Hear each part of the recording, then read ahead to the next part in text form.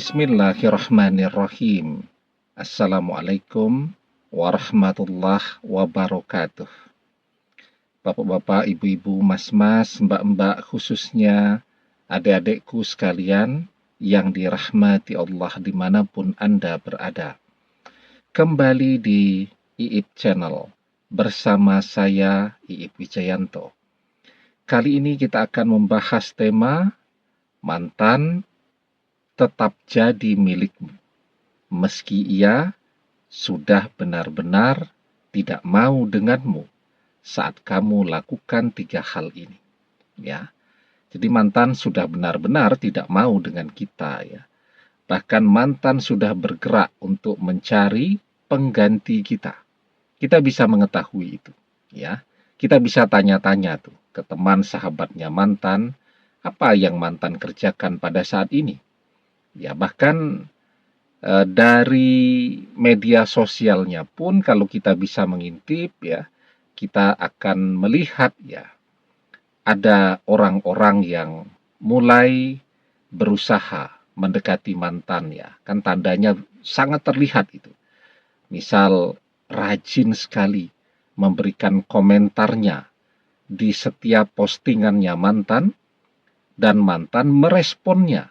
Jadi kalau kita lihat itu dialognya itu di kolom komentar itu panjang begitu dah. Itu menunjukkan betapa dekatnya mereka pada saat ini. Sementara kalau sampai kita yang memberikan komentar, maka akun media sosial kita langsung dia blokir. Nah, jadi apa nih sekarang yang bisa kita lakukan, ya? Untuk yang baru berpisah tuh, maka selalu saya sampaikan, ya, kalau memang masih menginginkan mantan kembali, gerak cepat, ya. Karena kita biasanya suka mendelay, menunda-nunda, yang pada akhirnya kita baru kepikiran, ya, untuk melakukan usaha-usaha yang lebih bersifat batiniah ketika perpisahan itu sudah terlanjur lama terjadi, ya. Jadi semakin cepat setelah perpisahan itu terjadi kita melakukan usaha batiniah, maka insya Allah semakin cepat pula mantan kembali. Tetapi kalau sudah lama itu memang sudah macam-macam, ya, persoalan-persoalan yang kemudian muncul. Jadi contoh sederhana ginilah. Orang marah, ya, levelnya 3. Kalau kita makan tuh kan sering tuh ada level pedas tuh, level 1 sampai 10.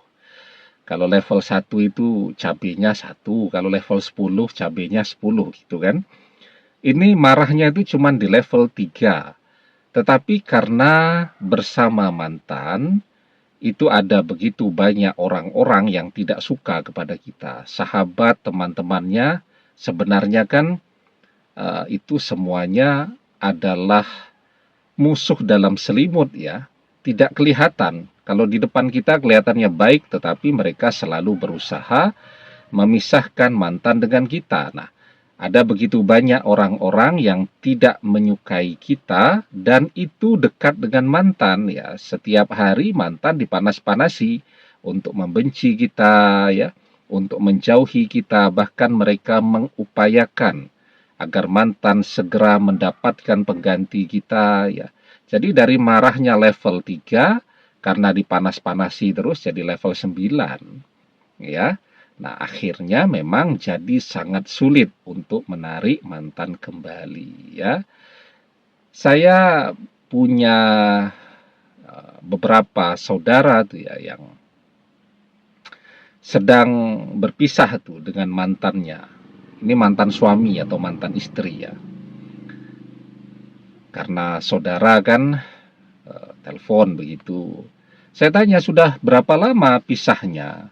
Sudah 2 tahun, Bang. Sudah 3 tahun. Aduh, ya.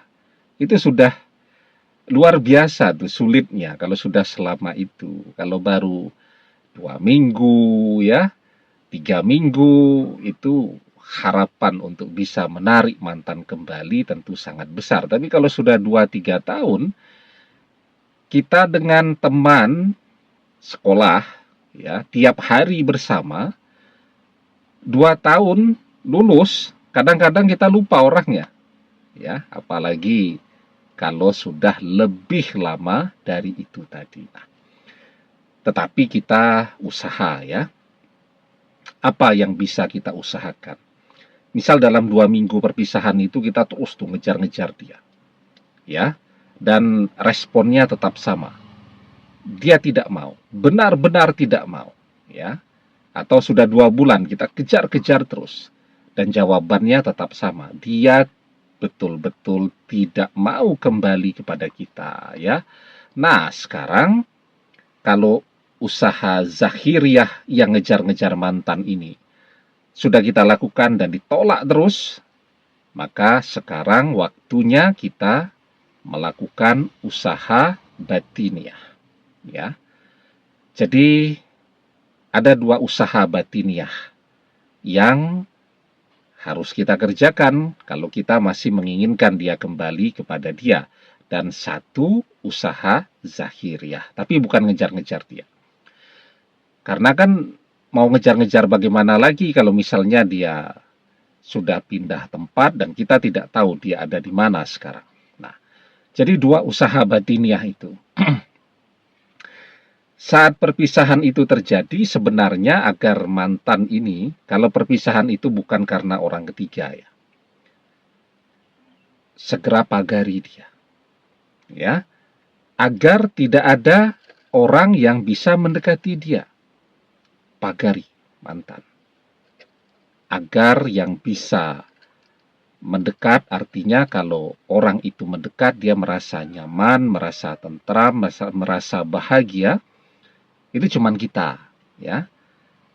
Tetapi kalau orang lain dia merasa tidak nyaman, ya, merasa terganggu dan seterusnya, merasa panas begitu kalau ada orang lain yang mendekati dia, auranya itu terasa panas bagi dia.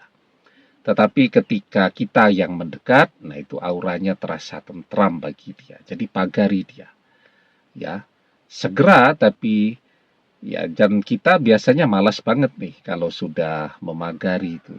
Ya, kita biasanya pasrah saja kepada orang lain. Tolong dong dipagari. Nah, kita sendiri sebenarnya sangat bisa, ya, mengusahakan memagari mantan secara batin atau secara spiritual, asal kita mau. Sebagian orang mengusahakannya dengan mempuasai mantan untuk memagari itu, ya. Jadi selama dia berpuasa itu kan doanya mustajab tuh. Nah, saat dia berpuasa itu dia lebih fokus, ya, di dalam mengerjakan amalan-amalan itu. Nah, di situ dia kemudian memagari mantannya, ya, atau puasanya itu untuk nazar, ya, atau untuk hajat. Hajatnya adalah untuk memagari mantan. Jadi niatnya begitu. Maka itu bisa untuk pemagaran. Tetapi kan puasa di luar bulan Ramadan itu memang lebih berat dikerjakan, ya. Maka kita melakukan usaha dengan cara memagari mantan dengan amalan atau amaliyah. Sekarang amalan apa yang paling kita kuasai, ya? Misal yang paling kita kuasai adalah membaca atau menghafal surat Al-Fatihah atau surat Al-Ikhlas. Wah, itu untuk pemagaran kuat sekali itu. Maka setiap mengerjakan sholat fardu, nah selesainya itu, kalau kita sudah beres berdoa, sediakan waktu lagi 5 menit, kita kirimkan kepada mantan, ya, dengan niat untuk memagari dia, memagari mantan. Nah, kirimkan setiap selesai mengerjakan sholat fardu, ya, 3 kali, 7 kali, 11 kali, yang penting hitungan jumlah yang kita kirimkan tadi ganjil. ya. Nah, itu caranya. Dan jangan lupa setiap selesai mengerjakan amalan itu ditutup dengan membaca sholawat. Dan harus dilakukan dengan istiqomah ya. Jadi tidak bisa sekali dua kali, harus terus tuh. Terus kita kerjakan. Semakin lama kita kerjakan dengan istiqomah, maka pagaran itu akan semakin kuat ya. Ahabul a'mali ilallahi ta'ala adwamuha wa in qalla.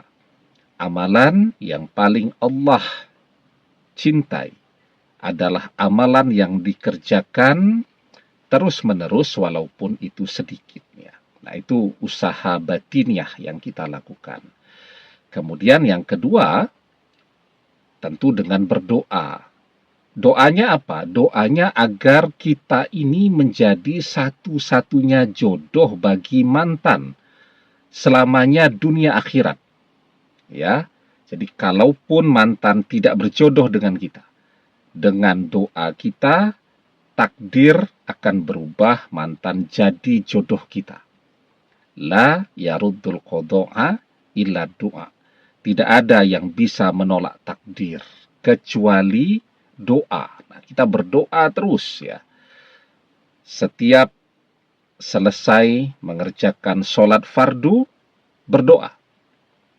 Kita pernah membahas di sebuah video, selesai sholat fardu itu adalah waktu yang mustajab untuk berdoa. Berdoa, mohon kepada Allah agar mantan menjadi ya jodoh kita selamanya dunia akhirat, dan kita menjadi satu-satunya jodoh untuk mantan dunia akhirat. Nah, itu usaha kedua yang kita lakukan secara batiniah. Yang ketiga, jangan lupakan ya, saat mantan berhasil kita dapatkan kembali, kalau yang bercerai kan akan melanjutkan pernikahan. Kalau yang berpisah sebelum menikah kan akan menikah.